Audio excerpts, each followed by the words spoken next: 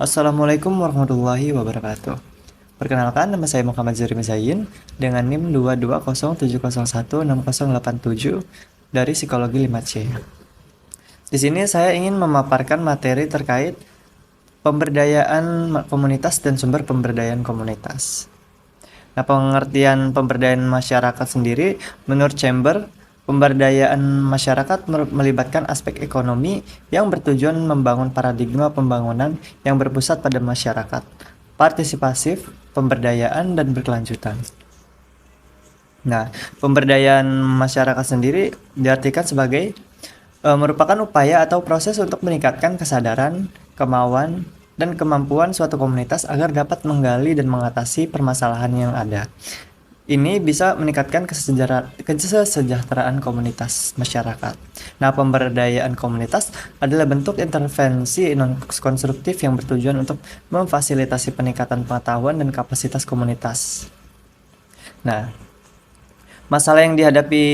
permasalahan sosial yang dihadapi oleh masyarakat, yang pertama itu adalah kemiskinan. Nah, di sini kemiskinan adalah kondisi di mana seseorang atau sekelompok orang yang tidak mampu memenuhi kebutuhan dasar seperti makan, pakaian, tempat tinggal, dan kesehatan. Selanjutnya adalah pengangguran. Pengangguran adalah kondisi di mana seseorang yang tergolong dalam angka kerja tidak memiliki pekerjaan atau sumber penghasilan yang tetap. Yang selanjutnya adalah kriminalitas. Kriminalitas adalah tindakan yang melanggar hukum dan norma sosial yang berlaku di masyarakat, termasuk kejahatan yang bersifat ekonomi, politik, dan sosial. Selanjutnya adalah kesenjangan sosial. Kesenjangan sosial adalah perbedaan mencolok antara kelompok masyarakat yang kaya dan yang miskin. Nah, antara kelompok yang memiliki akses terhadap sumber daya dan kelompok yang terpinggirkan. Nah, kesenjangan ini bisa muncul atau menimbulkan kecemburuan sosial dan konflik di komunitas masyarakat. Selanjutnya adalah penyakit seperti epidemi. Nah, penyakit seperti penyakit menular baik dalam bentuk pandemi maupun endemi dapat menimbulkan berbagai masalah sosial yang luas. Contohnya itu pandemi COVID-19 yang baru-baru terjadi ini. Nah, kita ketika menghadapi era COVID-19 itu, ekonomi kita sangat terguncang, dan tidak cuma ekonomi saja, tapi faktor psikologis, aspek psikologis, dan aspek-aspek lain pun turut terpengaruhi. Nah, selanjutnya adalah kenakalan remaja. Di sini, kenakalan remaja adalah perilaku menyimpang dari norma-norma sosial yang berlaku. Nah, contohnya itu seperti membolos, minum minuman keras, dan penyalahgunaan narkotika. Selanjutnya adalah pendidikan yang tidak merata. Ketidakmerataan dalam akses pendidikan menjadi salah satu permasalahan sosial yang berdampak besar bagi suatu bangsa. Nah, pendidikan yang tidak merata seringkali menyebabkan kualitas sumber daya manusia yang rendah. Selanjutnya, pendekatan pemberdayaan komunitas. Nah, di sini ada beberapa pendekatan yang dapat digunakan dalam pemberdayaan komunitas. Yang pertama adalah participatory action research. Participatory action research sendiri adalah pendekatan kolaboratif yang bertujuan untuk memberdayakan masyarakat secara partisipatif melalui penelitian, pendidikan, dan tindakan yang berfokus pada transisi sosial. Nah, pendekatan ini mengakui bahwa pengetahuan valid dapat muncul dari berbagai sumber, nah termasuk individu dan komunitas yang terpinggirkan. Nah, prinsip-prinsip kerja PAR sendiri ada 16 prinsip. Yang pertama adalah melakukan refleksi yang dihasilkan dari perubahan sosial untuk meningkatkan sumber daya yang secara kesinambungan. Yang kedua adalah siklus yang dihasilkan harus dilahirkan dari partisipasi murni, dimulai analisis sosial, rencana aksi, dan evaluasi dan refleksi. Dan kemudian dilakukan analisis sosial, dan begitu seterusnya. Yang ketiga adalah kerjasama yang melibatkan semua stakeholder untuk meningkatkan kemampuan secara terus-menerus untuk memperbanyak kelompok melakukan perubahan. Selanjutnya, upaya penyadaran kritis terhadap situasi yang mereka alami. Yang kelima itu, upaya menciptakan pemahaman bersama secara cerdas terhadap situasi dan kondisi yang berkembang di masyarakat. Selanjutnya, melibatkan sebanyak mungkin orang yang dalam memahami kehidupan mereka. 7. Usulan, pengalaman, atau gagasan dan asumsi masyarakat atau individu ditempatkan pada posisi yang layak untuk diuji. Nah, di sini pengujian tentang gagasan, pengalaman, dan asumsi itu harus siap sedia diuji dan dibuktikan keakuratannya. Nah, ini didasarkan pada fakta-fakta dan keterangan yang juga diperoleh dari masyarakat itu sendiri. Yang kedelapan adalah dalam melakukan pengujian, masyarakat mensyaratkan membuat rekaman proses secara cermat.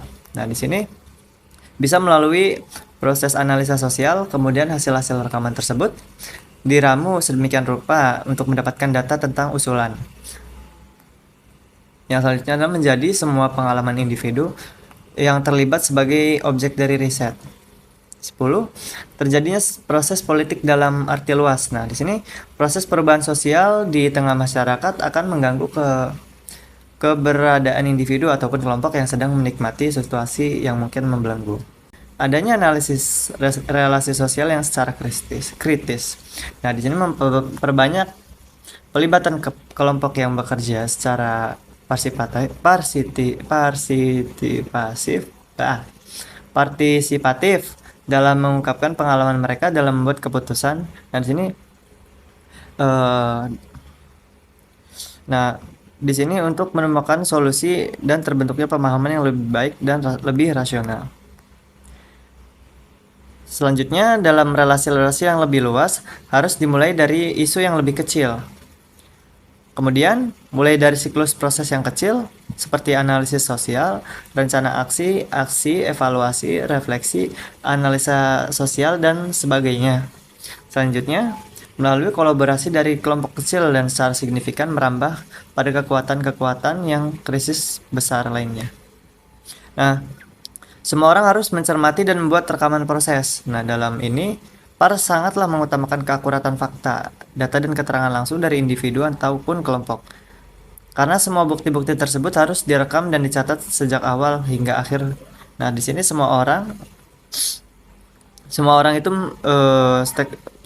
menjadi stakeholder yang terlibat dalam proses analisis atau perubahan sosial itu. Selanjutnya, dalam kerja sosial, semua orang harus memberikan alasan yang rasional. Nah, di sini pendekatan PAR mendasarkan pada adanya fakta-fakta yang betul-betul terjadi di lapangan tersebut. Pendekatan selanjutnya adalah Asset Based Community Development atau ABCD. ABCD adalah metode pemberdayaan masyarakat yang berlandaskan pada kekuatan, potensi, dan aset yang sudah ada dalam komunitas. Nah, dalam pendekatan ini, masyarakat disposisikan sebagai pelaku utama dalam pembangunan, bukan hanya sebagai penerima bantuan. Nah, di sini strategi ABCD dimulai dengan mengidentifikasikan dan memanfaatkan aset yang ada. Nah, tadi pada participatory action research itu bisa berfokus pada potensi dan masalah yang terjadi. Namun pada asset based community development sendiri itu hanya fokus pada potensi-potensi yang ada pada masyarakat. Nah, prinsip-prinsip kerja ABCD yaitu didasarkan pada yang pertama adalah pendekatan yang berfokus pada aset dan potensi masyarakat. Nah, yang kedua, pendekatan yang mengidentifikasikan dan memobilisasi aset, keterampilan, dan minat individu atau komunitas. Nah, aset yang dimiliki masyarakat dapat dipetakan dan dimobilisasi. Nah, adapun aset-asetnya berupa keterampilan individu dan komunitas, organisasi dan jaringan komunitas, lembaga non-pemerintah yang tidak mencari untung. Selanjutnya adalah aset alam, aset fisik, dan aset fisik infrastruktur, aset ekonomi, aset cerita budaya, dan warisan dan nilai-nilai tradisi yang ada di masyarakat. Prinsip yang ketiga adalah pendekatan yang mengembangkan digerakkan oleh komunitas. Nah, prinsip ini adalah membangun komunitas dari dalam keluar. Selanjutnya adalah sumber pemberdayaan masyarakat. Sumber pemberdayaan masyarakat dapat dikategorikan menjadi beberapa jenis utama yang mendukung proses pemberdayaan. Nah, berdasarkan literatur yang sudah saya kumpulkan, terdapat beberapa sumber. Yang pertama adalah sumber internal komunitas. Nah, sumber internal meliputi potensi yang sudah ada dalam komunitas, seperti pengetahuan lokal, keterampilan, dan struktur sosial. Selanjutnya adalah sumber eksternal. Sumber eksternal mencakup dukungan dari luar komunitas. Dukungan ini dapat membantu meningkatkan kapasitas komunitas. Nah, ini termasuk bantuan dari pemerintah, lembaga swadaya masyarakat, donor internasional, sektor pariwisata, dan semua bantuan-bantuan dari pihak luar. Bantuan ini bisa berupa pendanaan, pelatihan, teknologi, serta sumber daya. Yang ketiga adalah pemangku kepentingan. Nah, pemangku kepentingan adalah individu atau kelompok yang memiliki peran dalam proses pemberdayaan komunitas. Ini meliputi berbagai pihak seperti pemerintah lokal dan organisasi pemerintah. Selanjutnya, sumber informasi dan pengetahuan. Nah, mengakses informasi dan pengetahuan yang relevan juga merupakan bagian dari sumber pemberdayaan masyarakat. Ini bisa termasuk seperti data demografi, peta wilayah, serta informasi tentang potensi lokal dan tantangan yang dihadapi oleh komunitas masyarakat tersebut. Sekian dari saya, kurang lebihnya saya mohon maaf. Wassalamualaikum warahmatullahi wabarakatuh.